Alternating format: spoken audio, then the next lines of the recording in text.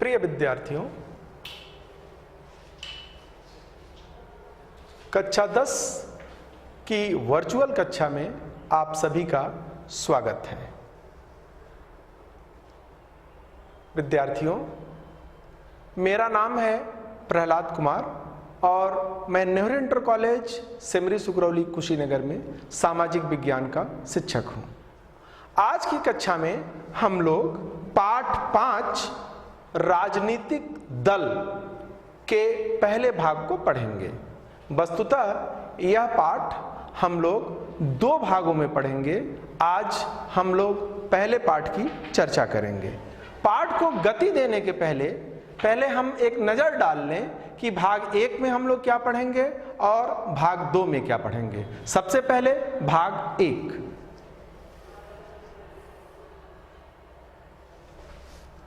बच्चों, भाग 1 में हम लोग के अध्ययन के बिंदु होंगे राजनीतिक दल का अर्थ, राजनीतिक दल के कार्य,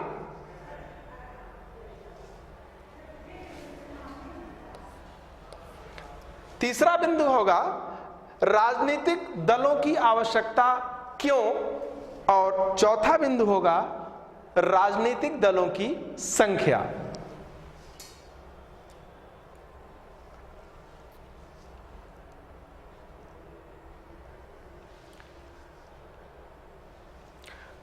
पाठ के भाग 2 में हम लोग पढ़ेंगे राष्ट्रीय दल। दूसरा बिंदु होगा भाग 2 में, जिसकी चर्चा हम लोग अगले वीडियो में करेंगे, क्षेत्रीय दल। तीसरा बिंदु होगा राजनीतिक दलों के समक्ष चुनौतियां, और चौथा और अंतिम बिंदु होगा राजनीतिक दलों में सुधार के उपाय। तो बच्चों, हम लोग भाग 1 को शुरू करते हैं।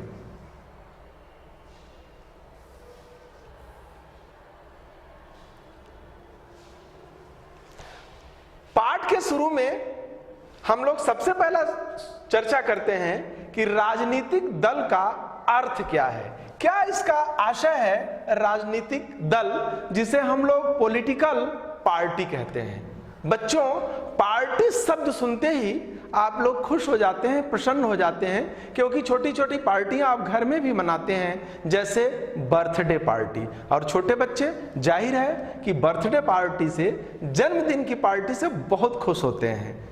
लेकिन बच्चों, हम उस पार्टी का जिक्र नहीं कर रहे हैं, उस पार्टी की चर्चा नहीं कर रहे हैं। हम लोग लोकतंत्र में जो राजनीतिक दल है या पॉलिटिकल पार्टी है उसकी चर्चा कर रहे हैं। और भारतीय परिवेश में तो राजनीतिक दल या पॉलिटिकल पार्टी लोकतंत्र का पर्याय ही बन गया है। सबसे पहले हम इसका अर्थ समझते हैं। राजनीतिक दल ऐसे लोगों का समूह है, ग्रुप ऐसे लोगों का समूह है जो चुनाव लड़ने और सरकार में सत्ता पाने के लिए एकजुट होते हैं। अर्थात राजनीतिक दल समान विचारधारा के लोगों का ऐसा समूह है जो चुनाव में उतरते हैं, चुनाव लड़ते हैं और सत्ता पाने की कोशिश करते हैं, और सत्ता प्राप्त करने के बाद देश की व्यवस्था अर्थात सरकार चलाते हैं। यह सिंपल और सरल अर्थ है राजनीतिक दल का। थोड़ा सा हम और आगे बढ़ते हैं राजनीतिक दल को समझने के लिए। बच्चों, राजनीतिक दल लोगों की नब्ज, मतलब लोग क्या चाहते हैं, लोगों के मन में क्या चल रहा है, लोग कैसी सरकार, कैसे प्रोग्राम्स, कैसे पॉलिसीज की उम्मीद कर रहे हैं, इसको पहचानते हुए कुछ नीतियां और कार्यक्रम बनाते हैं। कुछ पॉलिसीज बनाते हैं और कुछ प्रोग्राम बनाते हैं, लोगों की इच्छा का ध्यान रखते हुए। अगला जो बिंदु है वे आम चुनाव में सत्ता पाने के बाद इन्हीं नीतियों और कार्यक्रमों को लागू करने का प्रयास करते हैं। अर्थात ये राजनीतिक दल जब चुनाव जीत के आते हैं तो जो पॉलिसी और प्रोग्राम पहले वो बनाए हुए हैं उसी पॉलिसी और प्रोग्राम को वह फॉलो करते हैं और उन्हें इंप्लीमेंट करते हैं, अर्थात लागू करते हैं। अगला बिंदु है राजनीतिक दलों का झुकाव किसी वर्ग विशेष या समुदाय विशेष के प्रति भी हो सकता है। अर्थात ये जो पॉलिटिकल पार्टी हैं, भारत जैसे विविधताओं से भरे देश में कुछ मान्यताएं उनकी हो सकती हैं और किसी समुदाय के प्रति या वर्ग के प्रति वह थोड़ा नरम रुख भी रख सकते हैं। राजनीतिक दल की पहचान उनकी नीतियों और जनाधार के आधार पर परिभाषित किया जाता है या वजन दिया जाता है। अर्थात ये राजनीतिक जो दल हैं, इनकी जो प्रोग्राम्स हैं, इनकी जो कार्यक्रम हैं, इनकी जो नीतियां हैं और जो इनका जनाधार है कि आम चुनाव में ये कितने वोट पाते हैं, उसी के आधार पर इनको हम डिफाइन करते हैं या परिभाषित करते हैं।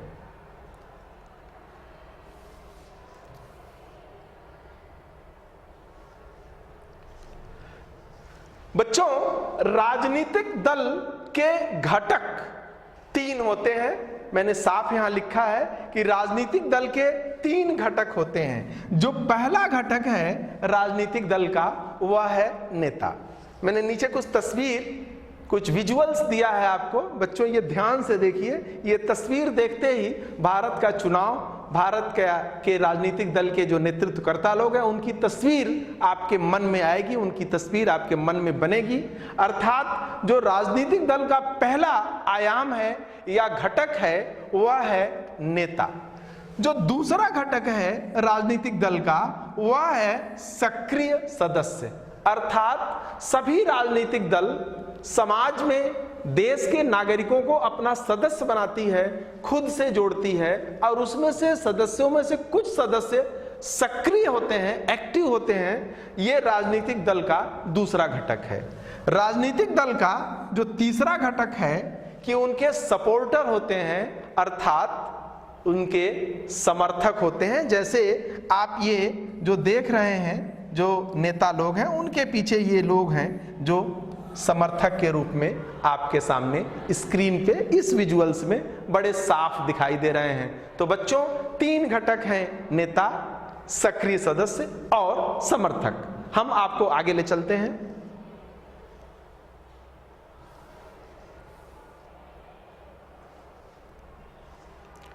बच्चों अब मन में यह प्रश्न उठता है कि ये राजनीतिक दल करते क्या हैं, अर्थात राजनीतिक दल के कार्य क्या हैं, फंक्शंस क्या हैं। इनको हम समझते हैं कि ये राजनीतिक दल कौन सा काम करते हैं अपने लोकतंत्र में।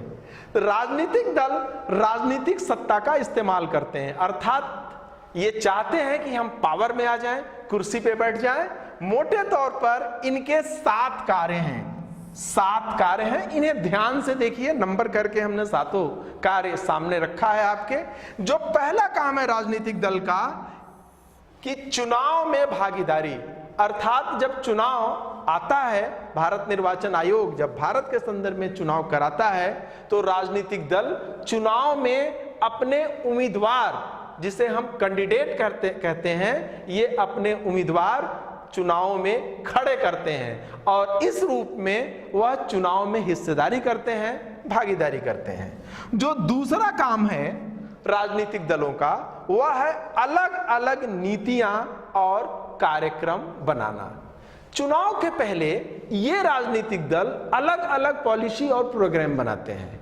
अपनी उनकी खास नीतियां होती हैं, खास कार्यक्रम होता है। जैसे कभी हो सकता है कि पार्टी का जो दल का है वह कहे कि हमको सड़क बनाना है, और हो सकता है कि जो पार्टी खा है वह कहे कि हमें हॉस्पिटल बनाना है, स्कूल बनाना है।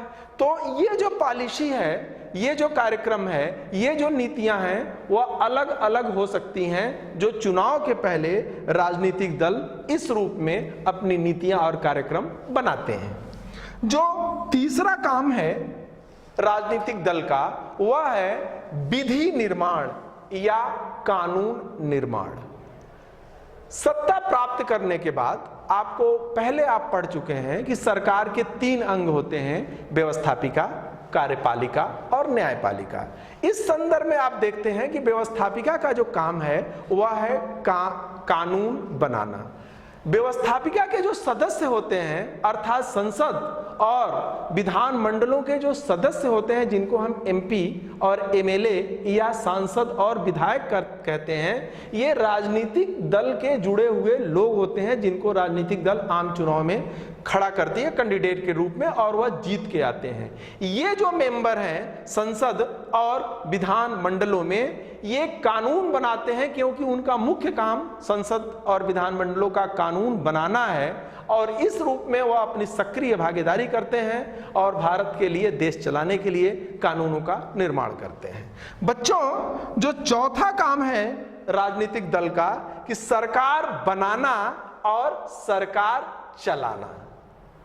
जब भी देश में आम चुनाव होता है, जनरल इलेक्शन होता है, तो जो सबसे अधिक सीटें जीत के जो दल या पार्टी आगे पहुंचती है, उसी दल के मुखिया को, उसी दल के नेता को भारत के राष्ट्रपति या राज्यों के मामले में भारत के राज्यपाल उनको आमंत्रित करते हैं सरकार बनाने के लिए। और सरकार जब बन जाती है तो फिर उस सरकार को चलाना भी है अगले 5 साल के लिए। तो ये राजनीतिक दल इस रूप में सरकार बनाते हैं और उसे चलाते भी हैं।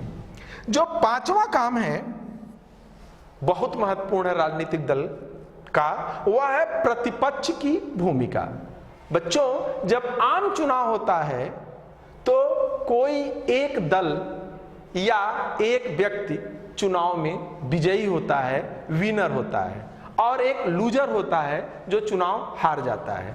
जो दल चुनाव हार जाता है वह सरकार में नहीं आता है, वह सदन में प्रतिपक्ष की भूमिका में रहता है। जैसे कोई खेल होता है और खेल का एक विजेता होता है, लेकिन जो लूजर होता है उसे हम रनर अप भी कहते हैं। तो इस तरह जो चुनाव की जो प्रक्रिया की जाती है, उस चुनाव की प्रक्रिया में बच्चों विजेता जो होता है वह सत्ता में आता है, सरकार बनाता है, प्रधानमंत्री या मुख्यमंत्री कहलाता है। लेकिन वहां जो पार्टी चुनाव हार जाती है या पर्याप्त सीटें सरकार बनाने लायक नहीं जीत पाती है, वह विपक्ष में बैठती है, अपोजिशन में बैठती है, प्रतिपक्ष में बैठती है।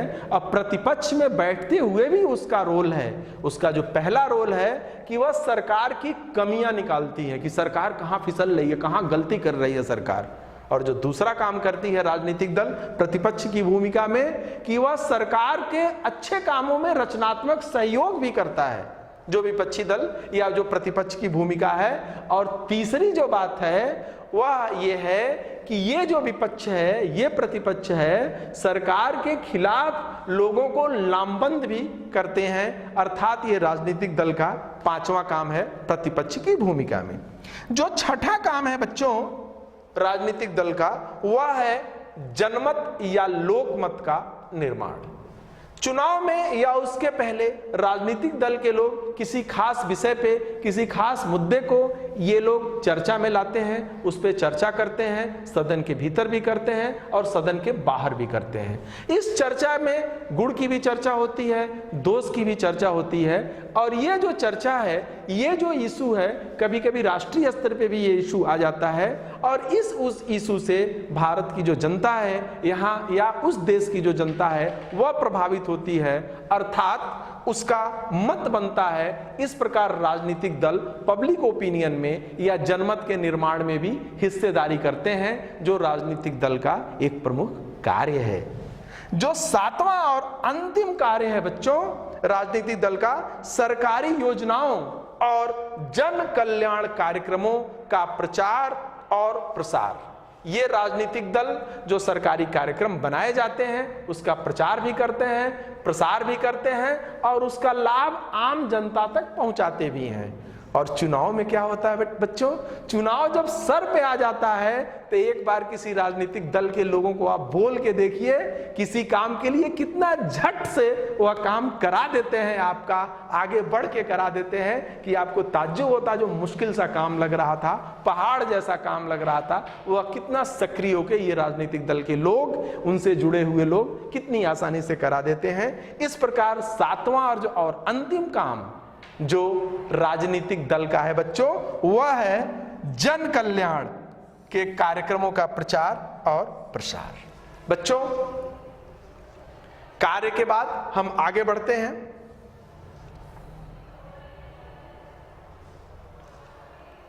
अब बच्चों, सहसा एक प्रश्न मन में उठता है कि राजनीतिक दल की आवश्यकता क्या है, क्या इसकी जरूरत है?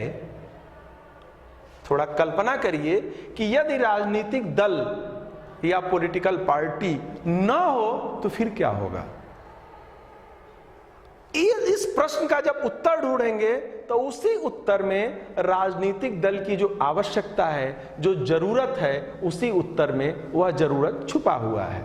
लोकतांत्रिक राजनीति और राजनीतिक दल में चोली दामन का संबंध है। ये जो लोकतांत्रिक राजनीति है, डेमोक्रेटिक पॉलिटिक्स, और राजनीतिक दल, ये बिल्कुल एक दूसरे के सप्लीमेंट हैं, पूरक हैं, जुड़े हुए हैं, बिल्कुल करीब हैं। कभी कभी तो स्थिति ये आती है कि आप किसी हिंदुस्तान के संदर्भ में अगर जो आप देखें तो किसी सुदूर कोने में आम भारतीय राजनीतिक दल को ही लोकतंत्र और सरकार का पर्याय मान लेता है।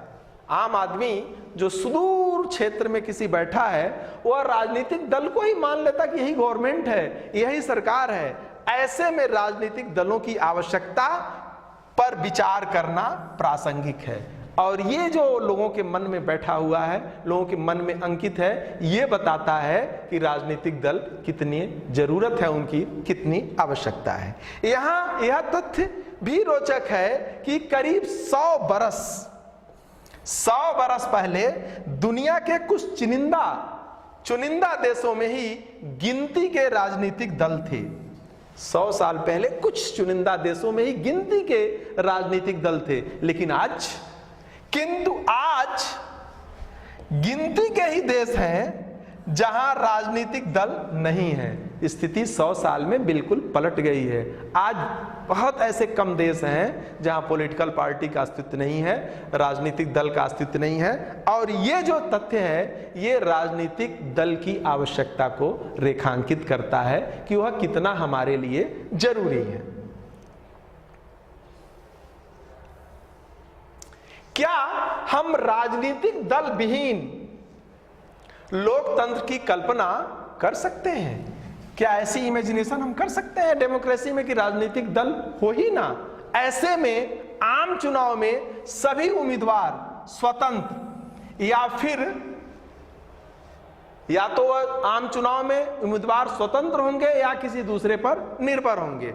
नतीजों के बाद सरकार का गठन तो हो सकता है। सारे कैंडिडेट अगर जो इंडिपेंडेंट खड़े हो जाएंगे, स्वतंत्र हैसियत से खड़े हो जाएंगे, किसी दूसरे पे निर्भर होकर खड़े हो जाएंगे, तो नतीजा तो आएगा ही, कौन जीता या कौन हारा। लेकिन नतीजों के बाद क्या होगा? लेकिन उसका चल पाना मुश्किल होगा। जीत हार तो हो जाएगी, लेकिन सरकार चल पाना मुश्किल हो जाएगा। क्यों मुश्किल हो जाएगा? क्योंकि किसी बड़े नीतिगत फैसले पर एक मत हो पाना लगभग असंभव होगा।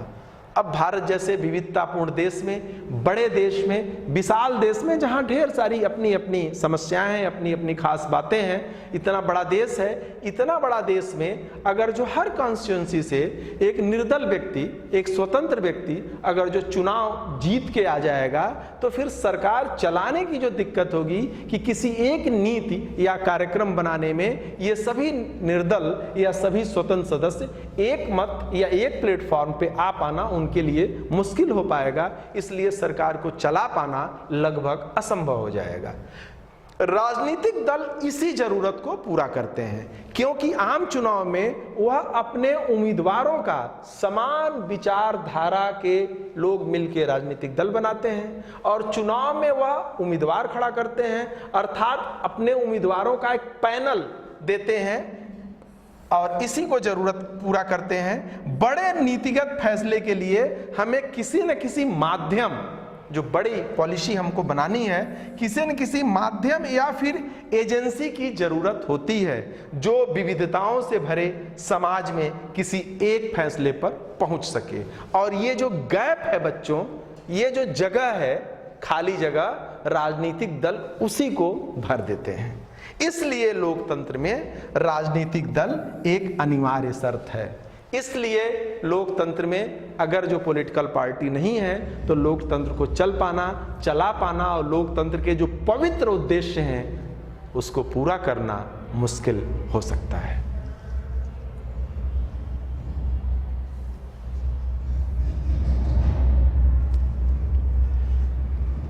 अब तो चर्चा से ऐसा लगा कि राजनीतिक दल जरूरी हैं। यदि राजनीतिक दल जरूरी है तो फिर इनकी संख्या कितनी होनी चाहिए? कितनी संख्या होनी चाहिए? 1, 2, 3, 4 कितनी संख्या होनी चाहिए? 1 पार्टी होनी चाहिए, 2 पार्टी होनी चाहिए, 3 पार्टी होनी चाहिए, 4 पार्टी होनी चाहिए? ये हमारे एक मन में प्रश्न है कि कितनी होनी चाहिए राजनीतिक दल। बच्चों, इसका कोई पक्का उत्तर दे पाना कठिन है, क्योंकि 2, 4, 6 राजनीतिक दल को संख्या के गेम के नंबर में हम बांटना बड़ा मुश्किल है कि 2 होनी चाहिए, 3 होनी चाहिए या 4 होनी चाहिए। ये आदर्श स्थिति है, ये बता पाना बहुत मुश्किल है। भारत की स्थिति क्या है कि भारत में 750 से ज्यादा राजनीतिक दल हैं।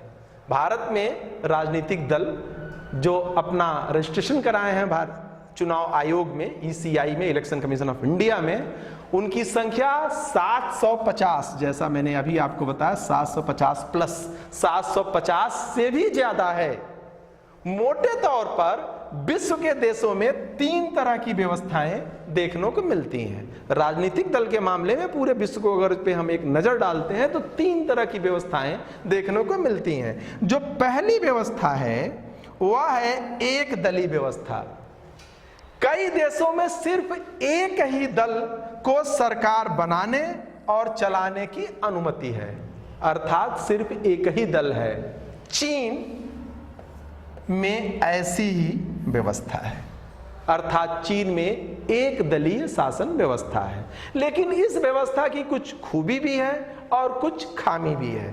इसका जो खूबी है, ये जो इसकी खूबी है या गुण है, पहला गुण जो है, पहली खूबी है कि ऐसे में त्वरित निर्णय, क्विक डिसीजन होता है। और जो दूसरा इसकी खूबी है कि इसमें राजनीतिक स्थिरता बनी रहती है। लेकिन इसका दूसरा पहलू भी है, यह सिस्टम बिल्कुल रूप से बेदाग नहीं है, इसमें एक दोष भी है।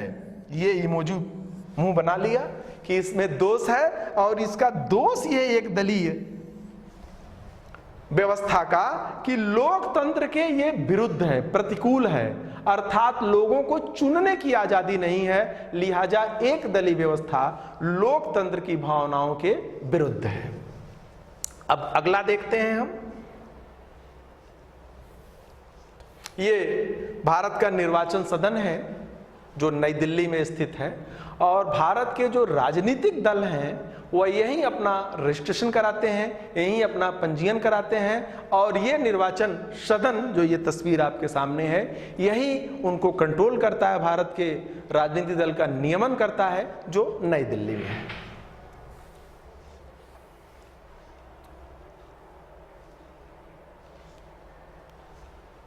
इसके पहले वाले स्लाइड में हमने एक दलीय व्यवस्था देखी राजनीतिक दल की।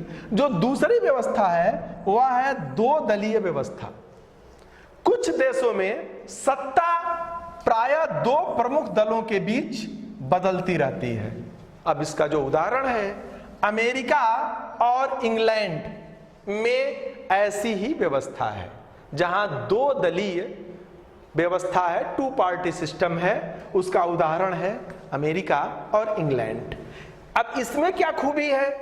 अब इसमें जो पहली खूबी है वह है कि 2 दलीय व्यवस्था ज्यादा स्थिर है, और इसकी खामी है कि 2 दलीय व्यवस्था में जो मेजॉरिटी होती है, बहुसंख्यक होती है, वह हावी हो जाते हैं। जो तीसरी व्यवस्था है वह है बहुदलीय, मल्टी पार्टी सिस्टम, और अपने भारत में यही व्यवस्था है, बहुदलीय व्यवस्था। जब कई दल सत्ता के लिए संघर्ष करते हैं और उन सभी के पास सरकार बनाने का उचित और समान अवसर होता है, तो इसे बहुदलीय व्यवस्था कहते हैं। अपने देश भारत में ऐसी ही व्यवस्था है। अब इस व्यवस्था के गुण क्या है? इस व्यवस्था के ये गुण, ये इमोजी देखिए स्माइलिंग वाला, अधिक विकल्प। अब ये जो व्यवस्था है बच्चों, बहुदलीय व्यवस्था, इसमें ऑप्शंस खूब होता है, ढेर सारी पार्टियां होती हैं, उनके अपने अपने प्रोग्राम है, अपने अपने कार्यक्रम है, अपनी अपनी प्राथमिकताएं हैं, लिहाजा हमारे पास ढेर सारे ऑप्शन होते हैं। अर्थात पहली बात है कि अधिक विकल्प है, और दूसरा ये अधिक लोकतांत्रिक है क्योंकि हमें चुनने की आजादी है। लेकिन इसमें खामी क्या है? इसमें जो खामी है ये इसमें राजनीतिक अस्थिरता बनी रहती है। कभी कभी एक पार्टी की सरकार नहीं बन पाती है, कई पार्टियां मिलकर सरकार बनाती हैं, और ऐसे में राजनीतिक अस्थिरता की संभावना बनी रहती है, जो इसका दोष है या खामी है। और दूसरा है इसकी खामी कि इसमें इस सिस्टम में घालमेल की बड़ी संभावना रहती है। चूंकि जो गठबंधन सरकारों की स्थिति अब बन रही है, इसमें कई तरह के पॉलिटिकल पार्टी मिलकर एक अलायंस बनाते हैं, गठबंधन बनाते हैं और सरकार चलाते हैं, और इन पार्टियों की अपनी अपनी प्रायोरिटी होती है, अपनी अपनी प्राथमिकताएं होती हैं, अपनी अपने वोट बैंक होता है, लिहाजा इसमें बड़ा मुश्किल हो जाता है कि बड़ा घालमेल हो जाता है। ये इसकी बुराई है।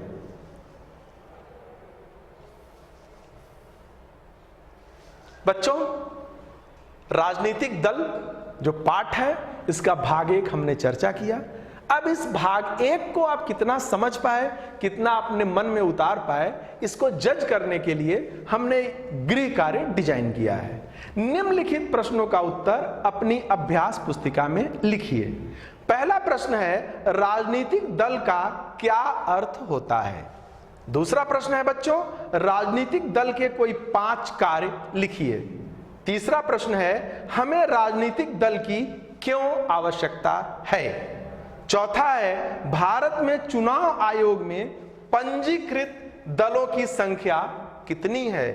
पांचवा और अंतिम प्रश्न है बच्चों, किस देश में 2 दलीय 2 पार्टी सिस्टम 2 दलीय शासन व्यवस्था है? बच्चों, इन जो गृह कार्य है आप इसका स्क्रीनशॉट ले लें और इसका उत्तर अपनी अभ्यास पुस्तिका में लिखें।